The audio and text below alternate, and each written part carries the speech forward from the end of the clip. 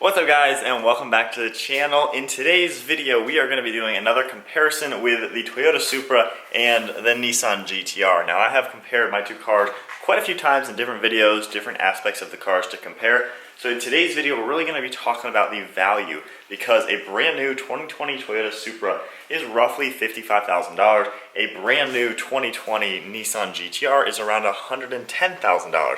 So this car is literally twice the price, which means this is half the cost. So for half the cost and with modifications, with tuning potential, this thing is so much fun, as I have clearly shown in many videos. So the question basically is, a car that is half the cost and a ton of fun, is this a better bargain than buying a brand new Nissan GTR? So in today's video we're really going to be comparing 2020 model years. Now mine's a 2014, I don't have a 2020. Fundamentally, it's the same car. There's a few new features with a 2020. And then at the end, I will talk about the used market, because obviously I bought mine used, and you can buy GTRs for the same price as a Supra. So anyways, let's get into the Supra, get a cold start, and talk about it first. So now in the Supra, we'll leave the door open and get a cold start.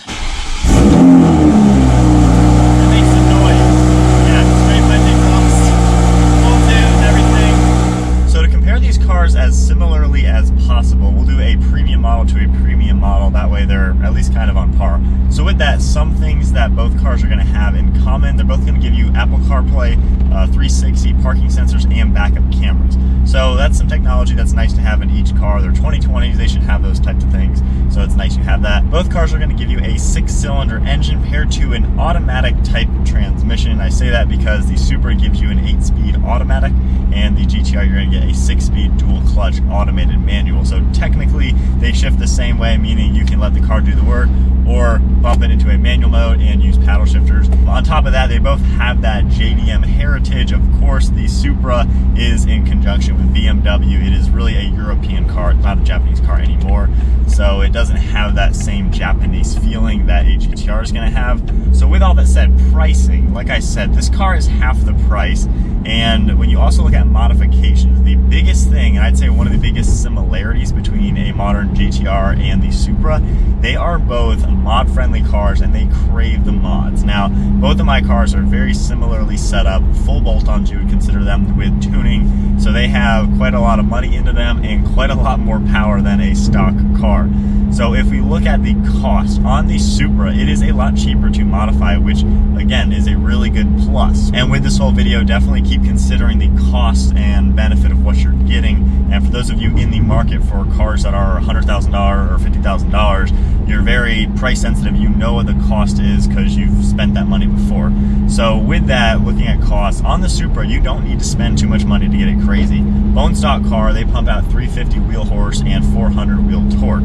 And then as far as modifications go, you need a downpipe, catless downpipe. That's going to run you $500 to $700. A custom dyno tune with EcuTech, that's what I have, $1,200. And then an air intake I would absolutely recommend, because it keeps the top end horsepower flat versus dipping down. So that's another $300. So realistically thinking, you're talking around $2,000 to $2,500 worth of modifications for an A90 Mark V Toyota Supra to get it to that full bolt-on tuned setup to where you're pumping out 450 wheel horsepower and 560 wheel torque.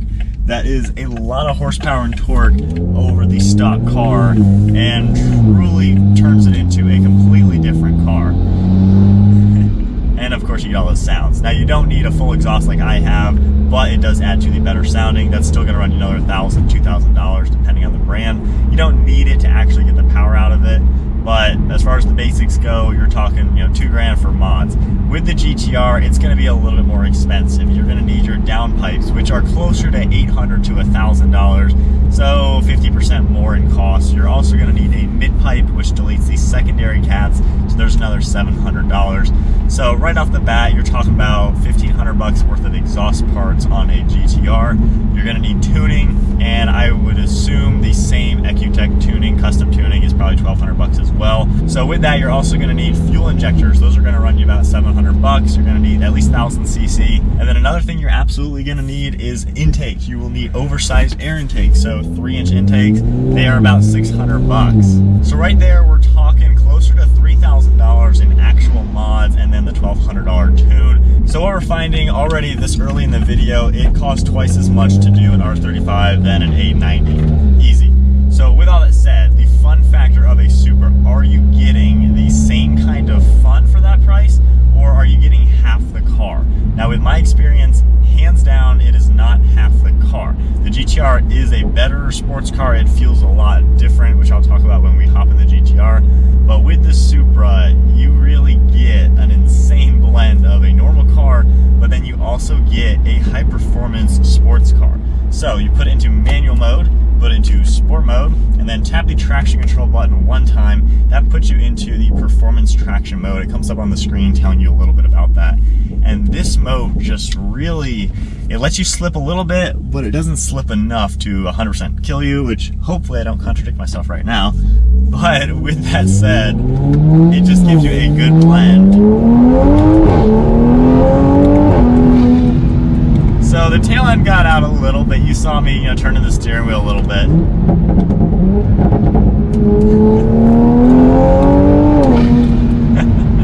But it really, gosh. There's fun factor. For those of you who have an A90 Supra, and a lot of my Supra friends actually have been getting them tuned ever since I got mine tuned. I've seen a lot of people doing the same. And you know what I'm talking about.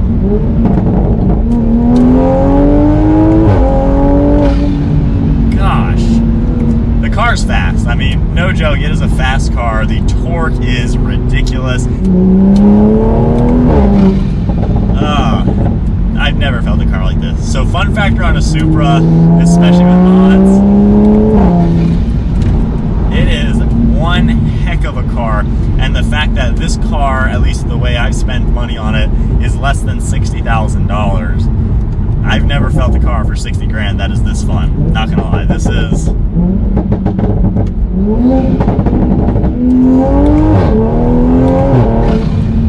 one heck of a car. Hands down, the Supra is nuts. So yeah, that's the Toyota Supra. It's a fun car, very, very well worth the money. When it was bone stock, I was a little uneasy on the pricing. I was thinking, it's almost 60 grand. I don't think it's really worth the money, but tuning it, a couple grand in modifications, which I love modifying my car, so I'm gonna do it anyway. A couple modifications to it and is instantly a new car. The fun factor is through the roof, and I really couldn't be happier. This is 2.93 octane, both my cars are, and I know there's even more room for potential with E-blends, meth, and a bigger turbo. So there's so much more I can do to it. It seems like this car can handle the power easy. From what I'm seeing, around 700 at the wheels is when the start's kind of getting to the max. So I'm well before that, so no issues there. And from what I've seen, the Supra seems to be a very reliable car, so I wouldn't be too concerned about that. But that's the Toyota Supra, heck of a car. Let's hop in the GTR and talk about a car that, new for new, is twice the cost to modify. Is it twice as fun? There are some big differences, but let's get into it.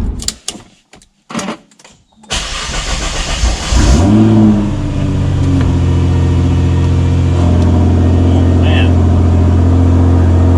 GTR makes some noise too. Cold start.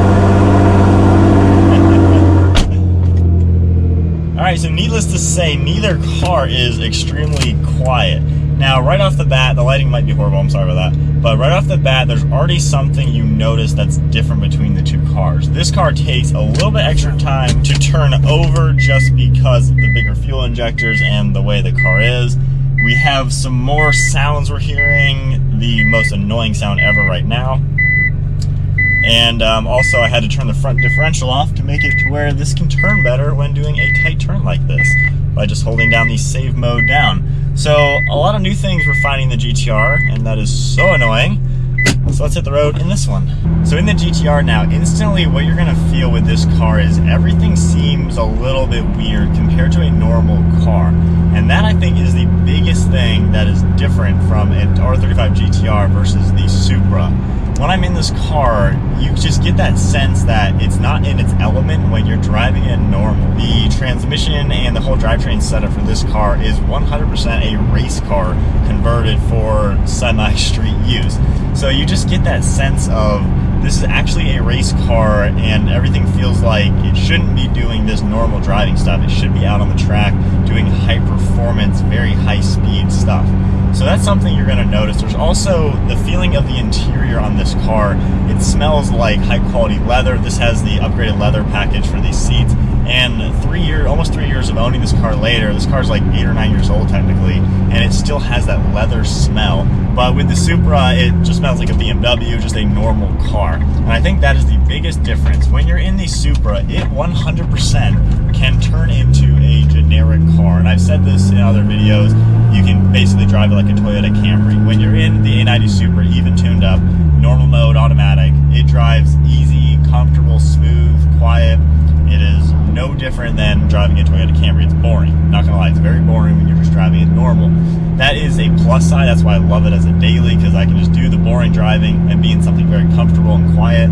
In this car, it's never boring and normal feeling. Even right now, cruising at 47, I just get this sense that, you know, we're out of its element. So it doesn't have that boring aspect ever. And that is one thing I really like with this car. I plan my trips out. I don't take this everywhere, because if I'm in a circumstance where I may not want to be in this car, I'm glad I don't have to take it. Like later this week, I'm going to the airport doing a pickup, and I have some errands to run as well. I'm not going to take this car because it's going to be annoying to drive. It'll be clunky around the city. You know, it's a lot of miles to put on it that are in that circumstance. I don't care about the mileage, but just a lot of mileage that day in boring city traffic and stuff like that. I don't want to do that in this car, because I'm going to be fighting with the car the whole time. The transmission is going to be clunky. Turning radius isn't that good. And just, it's a car you have to want to enjoy to drive. And if you're doing boring driving, this car is really bad to be doing that with. On top of that, another big thing, since we're kind of talking about price in today's video, when you drive a Nissan GTR, you can tell that this is a $100,000 car from the beginning. And real quick, to go off topic, we'll talk about the Ford Mustang. Really good car, has a lot of things to offer. But when you're in an $85,000 GT500, you can still tell that it started its life as a $25,000 Mustang with a 4-cylinder. So with a car like that, you can tell a $25,000 car has been severely modified to become an insane car, but it still is based off of a base model cheap car. The GTR starts its life as a 6-figure high-performance car, and there are no base models. Even though this one technically is a base model, being the premium, it's not a base model car at all. It's like having a Lamborghini saying you bought a base model Lambo. They're all pretty crazy. They just get crazier from already crazy. The GTR is already a race car for the roads. Each trim level above that is just more and more track focused. So it's not necessarily a base model, it's just not a track focused model. It's still insane on the track. But that's a big thing with the GTR. It just gives you this sense of, I'm in something very special, very high performance, and started its life as a high performance supercar. The Supra starts its life still as a really good sports car, and there's not really too many differences between a base model and the premium, just a few tech features. But that car has that high-performance sports car feeling. So they're different cars meant for different things. But as far as fun factor goes, new for new, I would say you're getting a better bargain in the Supra, being how much fun it can truly be with all the modifications. So with that said, since we had some fun in the Supra, we'll put this into all of its modes. Many different things you gotta do. You gotta put it into manual, then your transmission you gotta put into race mode, suspension and traction you gotta put into race mode. With my exhaust, of course, I have the Valvetronic active exhaust.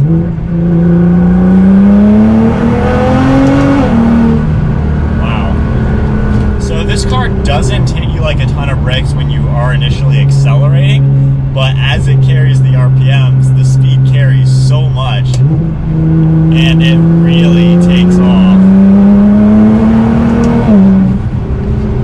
And the biggest thing, in the initial race video I did between this and the Supra, I said the Supra definitely feels faster under 100, and that is true. Under 100, Supra is so fast. This car, when it hits 100, it keeps pulling like a rocket. That's when it scares the crap out of you. Yeah, this car, you gotta tone yourself down because you can get into some trouble real quick. But anyway, I don't know, that's kind of what I'm finding as far as value for value, what they have to offer. With all that said, on the used market though, I would recommend buying a GTR over an A90 Supra, used GTR for even a used Supra, because for $10,000 to $15,000 more, you're getting an actual supercar, and I think that is a way better bargain. Holy crap, that's fast. Yeah, we gotta tone it down, that is too crazy. So comparing the GTR and Supra, to me, they're both insane cars. New for new, the Supra hands down is a better bargain for all the things we've talked about in today's video. Still, I would recommend this car over that because you can get one for not much more. And the feeling you get in an older school car like this, especially the GTR, is just insane. So I think that kind of sums up today's video, just talking about the value of each car. Comment down below, I'd love to hear your guys' thoughts. What for you are two really good cars that complement each other well? For me, these two cars, they work together perfect. I literally could not pick the better two cars to be side by side. To me, they just work exactly the way I want them to work. This car is more of my weekend car when I just want to have fun and enjoy the craziness that is a GTR. I take this. When I have errands to do around town driving, I take the Supra, a million times better, and then it is still just such a beast of a sports car. But comment down below, I'd love to hear your guys' thoughts. If you guys enjoyed today's video, give it a thumbs up. It really helps us out when you smash that like button. Hit that subscribe button if you like these kind of cars, because obviously we make videos on them. So hit the subscribe and the bell to stay up to date on that. But that is it, guys. I'll see you next video.